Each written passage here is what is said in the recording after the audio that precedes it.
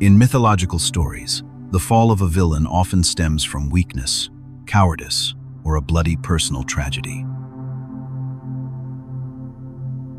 Tolkien's world of Middle-earth, the greatest tragedy befell the greatest of them all. He did not fall because he was weak. He fell because he believed he was too perfect. Around the year 1000 of the Third Age, when Sauron's power began to stir under the guise of the necromancer in the forest of Mirkwood, the gods in the west, the Valar, decided to intervene. They did not send an army. They sent 5 emissaries, known as the Istari, or the wizards. They bore the physical forms of mortal old men, but carried within them the souls of demigods, Maiar. The leader of that group of emissaries, the strongest, the wisest, and possessing a voice with the most terrifying manipulative power, was Kirumo, the one the world later reverently called Saruman the White. The elves called him Curanir, meaning the man of skill. The men in Gondor considered him a savior. In the White Council, where the greatest minds, like Elrond or Galadriel, gathered, Saruman sat at the head of the table. His word was truth. His authority was absolute. He was the brightest beacon of hope. But, hidden deep beneath that spotless white cloak, a dark seed had been planted from the very first days he set foot in Middle-earth, a seed named envy. When the 5 wizards arrived at the Grey Havens, they were welcomed by Círdan, the great elven shipwright, and also one of the oldest, wisest beings left in Middle-earth. Círdan possessed a special vision. He could see through the physical shell to touch the depths of the soul of all things. When looking at Saruman, Círdan saw a majestic stature, a sharp intellect, and superior power. But when the elven lord's gaze swept over the smallest, most unkempt man, wearing a ragged ash-gray cloak, named Olorin, Gandalf, Círdan saw a flame of resilience and the greatest soul. In secret, Círdan gave Gandalf an invaluable treasure, Narya, the elven ring of fire, with the message that this ring would help him rekindle courage in hearts growing cold. But, in this world, what secret can be hidden forever?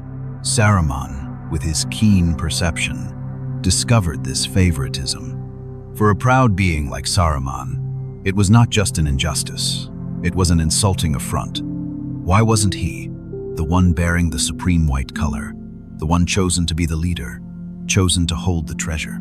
Why was a ragged wanderer like Gandalf trusted more by the wisest elven lord? That envy did not erupt into a loud rage. It turned into a silent drop of venom, dripping drop by drop into Saruman's mind over centuries.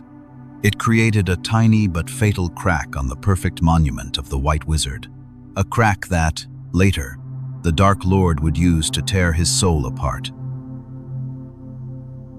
Arrogance born of intellect is often 1,000 times more dangerous than arrogance born of muscle. Saruman did not fall because an enemy held a sword to his neck. He fell because of his own academic mindset. As the head of the White Council, Saruman took upon himself the responsibility of studying the enemy. He locked himself in the dusty libraries of the Kingdom of Gondor and the fortress of Minas Tirith, flipping through the most ancient documents about the dark arts, about the evil black metal, and especially about the history of the Rings of Power. Saruman's reasoning sounded extremely rational. To defeat the darkness, I must understand how it operates. However, in J.R.R. Tolkien's world, there is an immutable law of morality and boundaries. You cannot stare into the abyss without the abyss staring back at you. You cannot study pure evil without being infected by it. Saruman shared an extremely dangerous commonality with Sauron. Before descending to the mortal realm, both of them were students of Ola, the smith god of the West. Both Saruman and Sauron loved machinery, order, discipline, and wanted to impose their will on surrounding matter to create perfection. As Saruman dug deeper into the Dark Lord's forbidden arts, he became more and more fascinated by Sauron's evil genius. Instead of disgust, Saruman began to nurture a secret admiration for the enemy.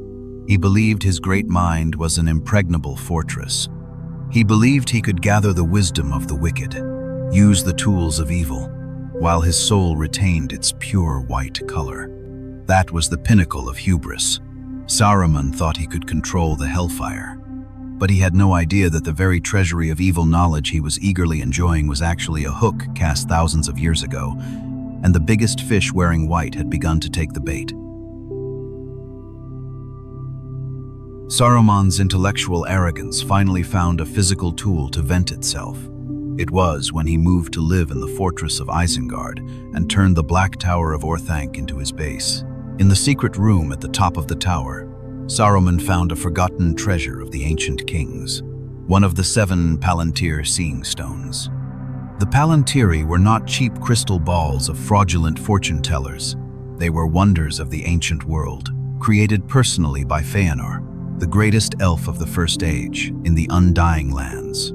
These spheres had the ability to see through space, across mountain ranges and oceans, and most importantly, they could connect the minds of their users to each other. As a profound scholar, Saruman well knew the danger of this sphere. He knew that the Ithil stone at the fortress of Minas Ithil had fallen into enemy hands when that place turned into Minas Morgul. He knew that if he looked into the Orthanc stone, the risk of clashing with an evil mind on the other end was extremely high. Any rational person would have covered that sphere and locked the door tight. But not Saruman the White. Pride whispered into the wizard's ear. You are the head of the White Council. Your mind is a diamond fortress. You have the right to use it. You can use it to directly spy on Sauron's lair without being tainted. And so, on a dark night, when curiosity and arrogance defeated caution, Saruman removed the covering cloth. He placed his wrinkled hands on the cold surface of the black sphere. It was the moment a god willingly stepped into an iron cage. When Saruman's mind shot through space, crossing the river Anduin, flying over the gray mountain ranges to enter the wasteland of Mordor, he was not spying in silence. Sauron was not a fool to be spied upon. The Dark Lord was waiting. As soon as the connection was established, the mental trap immediately snapped shut. Audiences often think that wizards fight by shooting lightning or fireballs. But the confrontation between Saruman and Sauron through the Palantir was a bloodbath of invisible wills, more fierce and ruthless than any physical weapon. Remember that, although Saruman was a powerful entity, he was sealed in a limited mortal body. Meanwhile, Sauron, although he had not regained the One Ring, was still an evil deity in a free spirit form, possessing terrifying primordial power and masterful manipulation arts from the First Age. When the two minds clashed, Saruman was shaken. Sauron's evil power wrapped around the White Wizard's mind like giant octopus tentacles. Saruman tried to retreat, tried to sever the connection, but the Palantir had now become a magnet sucking tightly onto his soul. He was bound to a direct communication channel with Hell. Saruman's arrogance was dealt a fatal blow. He realized he was not the hunter peeking at the prey. He was the prey willingly delivering itself to the beast. However, Sauron's greatness and terror did not lie in the power to crush his opponents. If Sauron had merely used mental violence to torture and turn Saruman into a raving lunatic, he would have only gained a broken toy. Sauron was more sinister than that. He was the greatest psychological manipulator, gaslighter in Middle-earth. He wanted a sharp tool, a willing servant general, not a mindless slave. Therefore, after the initial shock, Sauron backed off. He stopped overwhelming Saruman. The most cruel game of cat and mouse began. Through the Palantir, Sauron began feeding Saruman half-truths. He revealed a little information about troop movements, a few orc encampments. He created an illusion for Saruman that the White Wizard, with his supreme intellect, was truly succeeding in extracting intelligence from Mordor. This tactic hit Saruman's most fatal weak point, pride. Saruman began to delude himself. He believed the mental duel was still a tug-of-war. He believed he was taking advantage of Sauron. That delusion birthed in Saruman a sort of Palantir addiction syndrome. Instead of avoiding the sphere, he spent more and more time in the dark room, engrossed in observing the illusions the enemy deliberately laid out. Every time Saruman looked into the sphere to satisfy his academic arrogance, a little evil venom silently permeated into the roots of his soul. Sauron did not break down the door to Saruman's mind. He let Saruman himself willingly throw that door wide open to welcome him in.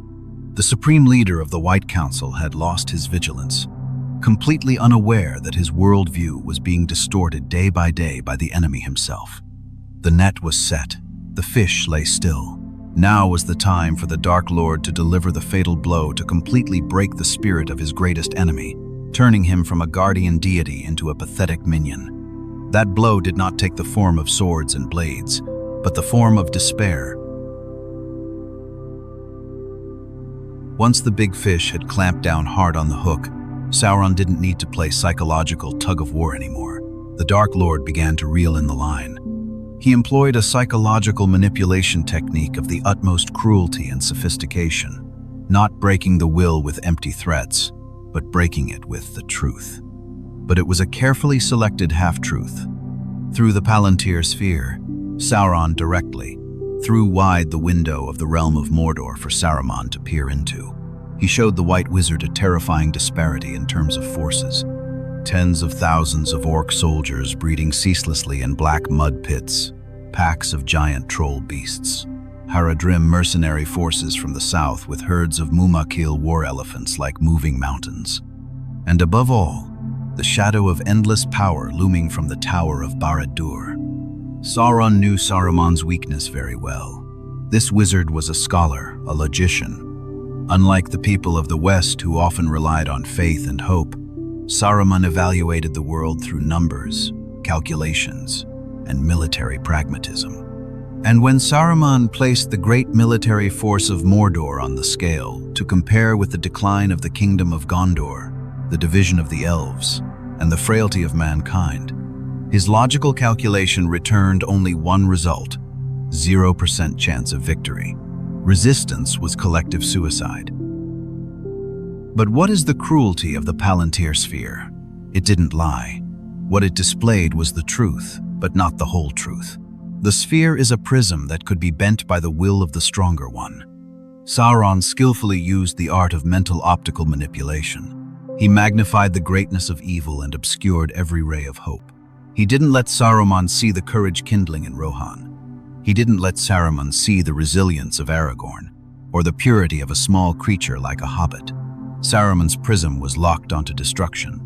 This manipulation pumped straight into Saruman's soul the most devastatingly destructive venom: despair. In J.R.R. Tolkien's ideology, despair is the greatest sin, because despair equates to rejecting faith in the providence of the Creator. When a wizard, one sent to illuminate hope, was swallowed by the darkness of hopelessness, his moral foundation began to collapse. Saruman's mind shattered. He was afraid. The fear of death and annihilation made him lose the lucidity of a demigod, turning him into a vulgar mortal struggling to find a way to survive amidst a hurricane. However, Saruman's fall reached the pinnacle of character-building art when he tried to rationalize his cowardice. As a great mind, Saruman couldn't accept the truth that he had surrendered out of fear. Academic arrogance didn't allow him to admit he was a traitor. Therefore, he created a philosophical facade for his action. He convinced himself that allying with Sauron wasn't surrender, but a strategic diplomatic move. Saruman argued that the age of the elves was over. The petty morality of Gandalf or Elrond was just an unrealistic daydream, bringing only blood and tears. Instead of plunging headlong into a war with a certain loss, the truly wise would choose to side with the victor. By cooperating with Sauron, Saruman believed he could regulate the evil from within, retain the best of civilization, and gradually, by his superior intellect, rise to replace the Dark Lord himself, to establish a new world order, mastered by himself. In a later dialogue with Gandalf, Saruman uttered the coldest words: "We can join with that power. It would be wise, Gandalf. There is hope that way. Its victory is at hand, and there will be rich reward for those that aided it. As the power grows, its proved friends will also grow, and the wise, such as you and I, may with patience come at last to direct its courses, to control it. Sauron had won, absolutely. He didn't have to waste an arrow or a drop of blood to take down the leader of the White Council. He merely laid out a dark future and let Saruman's own intellect, pragmatism, and pride bind him to the chains of the devil. The one born to protect Middle-earth was now deluding himself as the architect of a new dark age. But a pact with the devil has never had a happy ending, and Saruman was preparing to face the most humiliating truth in his entire divine life. 3, 3, 3, 3, 3, 3, 3, 3, 3, 3, 3, 3, 3, 3, 3, 3, 3, 3, 3, 3, 3, 3, 3, 3, 3, 3, 3. Once having stepped into compromise with the devil, corruption never stops at the starting line. When Saruman completely submitted to the darkness through the Palantir sphere, his mind was torn apart, but his rampant pride swelled to the point of paranoia. The great wizard officially abandoned the title Saruman the White, the symbol of purity and truth bestowed by the gods. Instead, he crowned himself with a new name, Saruman of many colors. He wove a cloak that continuously changed colors with every viewing angle, deluding himself that this multicolor was proof of an intellect that had transcended the boundaries of ordinary good and evil dogmas. But deep inside, that garish color changing was a pathetic emptiness. By rejecting the original white color, Saruman had lost his angelic ego. He began to clumsily copy Sauron's evil constructions.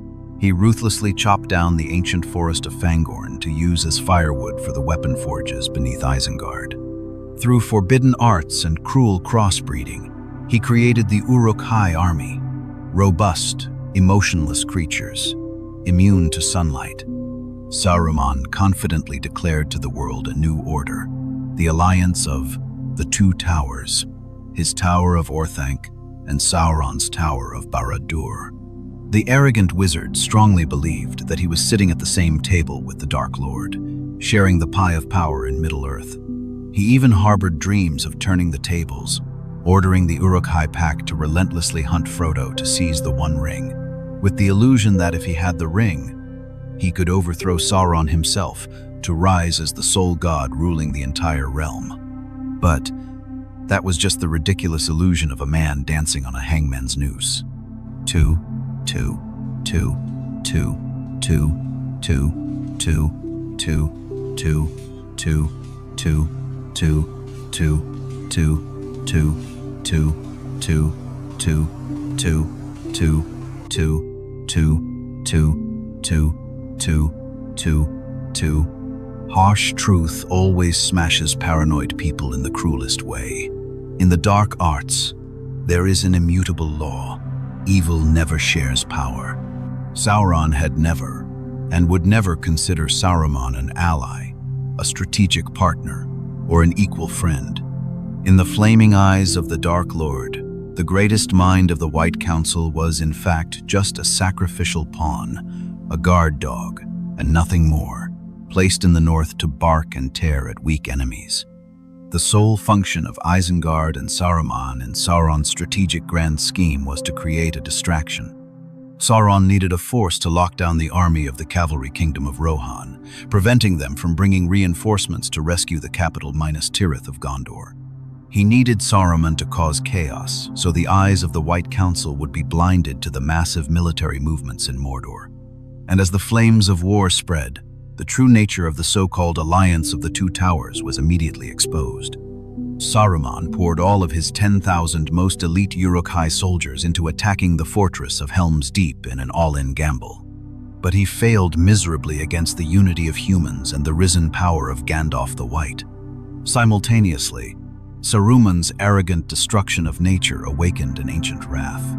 The Ents of Fangorn Forest surged down on Isengard like a flood, tearing down the dams and drowning the wizard's entire industrial empire under mud.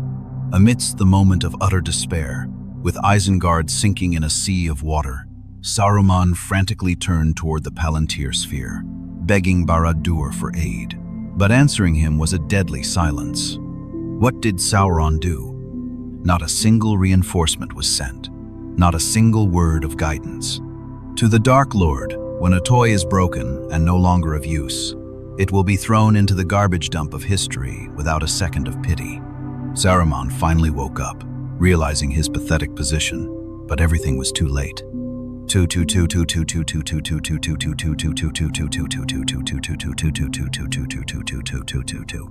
Saruman's tragedy did not end with a brilliant epic-scale battle. His humiliation was written by J.R.R. Tolkien with a heartbreaking nakedness. A demigod, a once most respected angel, did not fall before the sword of a king or the magic of a god. Stripped of his staff and magic by Gandalf, Saruman was placed under house arrest, losing all authority. In the original novel, he eventually had to flee, drifting back to the distant Shire to exact petty revenge on the little hobbits like a street thug. And then, the downfall reached the absolute bottom of disgrace. The one bearing transcendent intellect died under a rusted knife slitting across his throat, from behind, by his own most cowardly and despicable servant, Grima Wormtongue. Saruman's death had no horn sounding a farewell, no tears of mourning. It was just a choked hiccup, a filthy pool of blood spilling onto the muddy steps. When his physical body fell, a profoundly philosophical and tragic scene unfolded. Saruman's soul, his Maya essence, escaped the physical body, coiling into a giant pillar of gray smoke soaring into the air. That pillar of smoke turned to look toward the west, the direction of the undying lands of Valinor, like a plea for final forgiveness sent to the gods he once served. However, from the west, a cold wind blew in. There was no mercy. The wind blew away the cloud of gray smoke, scattering the wizard's soul into nothingness. The fame, intellect, power, and pride of Kurumo were forever wiped from existence, condemned to wander like a faint shadow, with no place to belong until the end of time.